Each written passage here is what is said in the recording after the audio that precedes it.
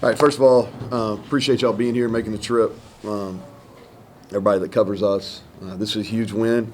Felt like a long time coming. Kind of been knocking on the door. I told our staff earlier in the week, and I really felt like that we'd be in a position at some point to win a game or win more than one game that maybe we shouldn't have. And to come in here versus the number 24 team in the country, a team that beat Oklahoma on this field, it's big for our program. It's big for our players. And I'm proud of our guys. And they competed. It wasn't always pretty.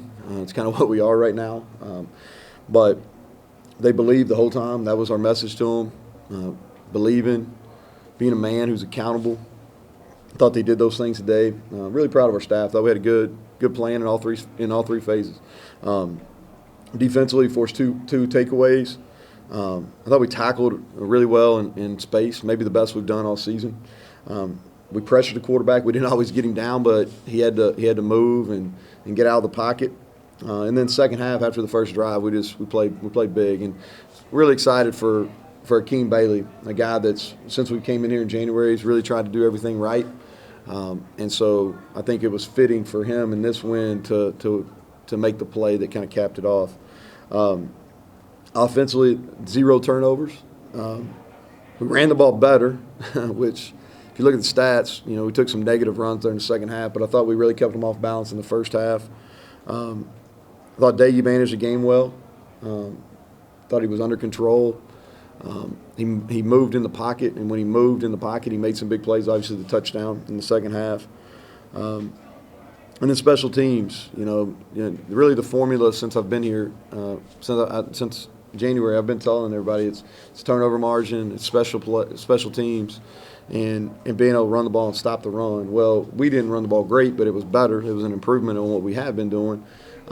We did a good job keeping their run game in check. They ran it 38 times for 122 yards. But I thought special teams, especially on our coverage units, our punt coverage, the pooch punt at the end of the game was big, pinning them inside the 10. Thought our kickoff coverage versus one of the better kickoff return units in the country. I think they were top 10 coming into the game. They were excellent. In the field goal, Casey Legg. That's first time. Is that the first one, Mike? Mm-hmm. That's his first. No, Second. Yeah, he made one last week. Correct. That's right. Yeah, but missed the kick there at the end of the half. But I told him, he was kind of holding his head down. I said, hey, man, we're going to need you. And that guy is, and y'all heard me say this at the press conference earlier in the week, he is really risen to the challenge every time. And we felt like with the win, that's one of the reasons we took the win coming out, or we wanted to win in the fourth quarter. He felt like with the win he could make it 50-plus, and he made a 51-yarder. And that ended up being the difference in the game because they would have kicked a field goal at the end of the game with the chance to win. And they've got one of the better kickers in college football. But all in all, big win, proud of our guys, proud of our staff. Questions? Neal, I'm sure others will ask about the offensive change. The defensive, four-man front, you haven't used that a whole lot. Thoughts behind Vic going to it and how successfully? Yeah, we felt like coming into the week that first of all, our numbers are down pretty good, and we're having to play more to linebackers' bodies at bandit. So we didn't feel like we could hold up versus their bigger sets. The 12, 21 packages. We didn't feel like we could hold up, and so we played the 4 down front. If you go back and look, Pooler, Reuben Jones, Reese Donahue, Darius, and Dante basically went the whole way, and that was a lot. They played 77 snaps, and that's just the countable one, so it's probably up 80 plus. But they basically went the whole way, and they battled. And so that was the thought. We felt like to hold up with the run, and also I thought it gave us an opportunity to get our best 11 out there. Neal, the way that last week went particularly early, how important was it to be able to take that punch today in case they kind of get back on course? Yeah, it was. I think it spoke to the resiliency of our guys, and we've challenged them hard this week, and especially challenged the guys that are going to be in our program for a long time. Because we did not show up and play very well early in the game last week, and I'll never understand that. I don't understand.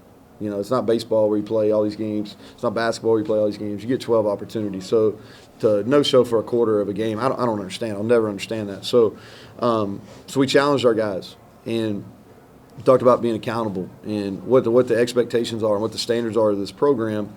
And I thought they showed character there, competitive character. You know, we come out, we go 3 and out, and I think went backwards, if I remember right. Sam made a great catch. I thought he got a little handsy there, but they ruled him out of bounds. Thought they got a little handsy on that play, but they ruled him out of bounds, so we punt, and then they hit the first play of the game for a touchdown.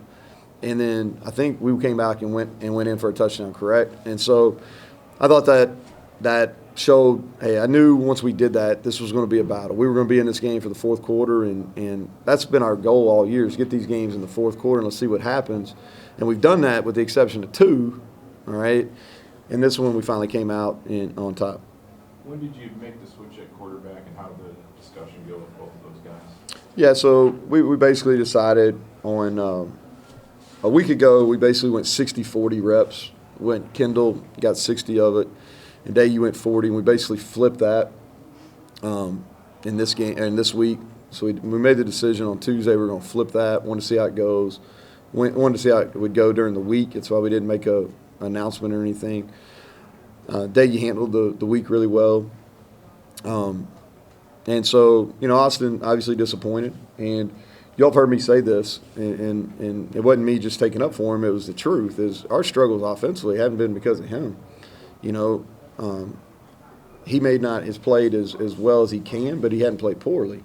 And he wasn't the reason we were losing. And he actually played a pretty good football game last week against Texas Tech. I just felt like, you know, we'd lost 5 in a row. We needed to change up.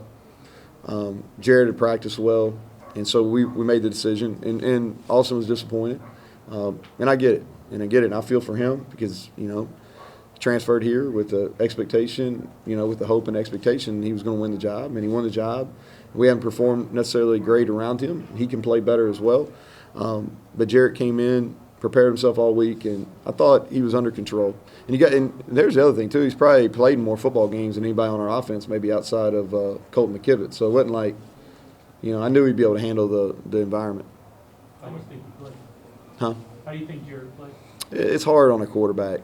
There's a couple plays I know that he missed, but I thought he was really calm. He managed the game well as far as knowing when to take chances, when not to take chances. He didn't turn the football over. Thought he extended plays, which is something that's significantly better than what he did. He didn't do a great job of that at Bowling Green. And the thing I like, he's got big time courage. You know, you go back and look at the shot he took, and he knew he was going to get hit on that scramble play that we hit Bryce for the touchdown. He got smoked, and he knew it, and he stepped up, and made the play, and so proud of him taking advantage of the opportunity. Estill today, not a ton of yards, but it seemed like there was a couple of times you guys needed a big catch and went to him. Yeah, you know, he's one of these guys that just works. He's never going to probably light up the stat sheet, but he's just consistent. And our challenge to him back in the spring is like, own who you are, man. You're a lunch pail guy. You're a guy that can block. He's got the best hands that we have. I always kid him, like, best hands outside of me on offense right now. But he does have the best hands on the team. He's improved as a blocker, and you can see him getting better.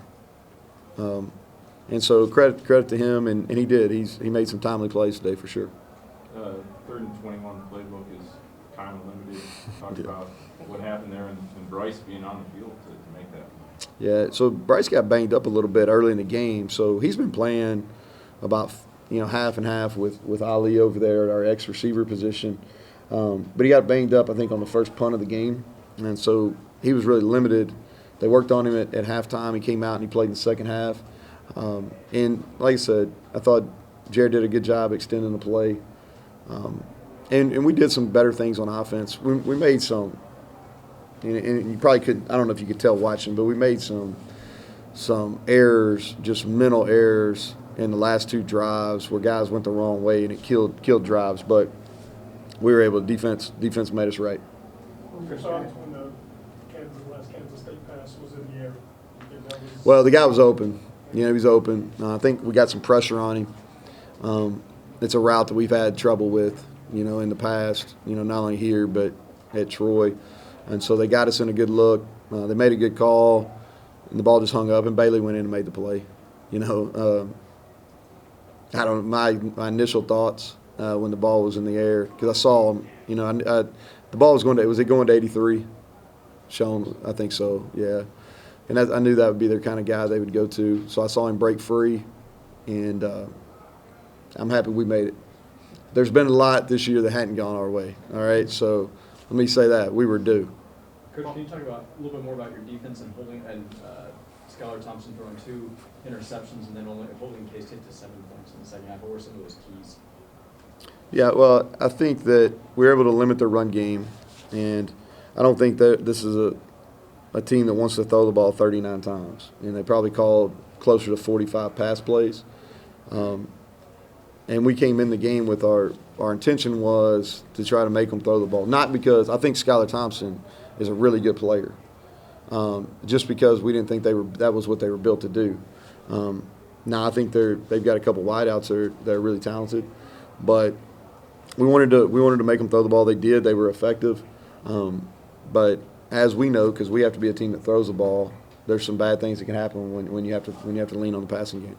Thoughts on that play Josh Norwood made for the interception, and any update? Yeah, tremendous play. Tremendous play. I'll probably talk more about him on Tuesday, but he didn't return today, and I would say early indications are probably not good for him. What was your strategy and message to the defense before that final drive? Just play. It's been the same deal. We've been talking about man up, and let's just be accountable. When we talk about being accountable, it's we talk about strain, talk about being physical, doing what your coach should do. We felt like time was our friend. They had to go 92 yards and under 2, and so and they went out and did it. We didn't necessarily execute the best, especially on the 2 fourth down plays, but we made a play when we needed to.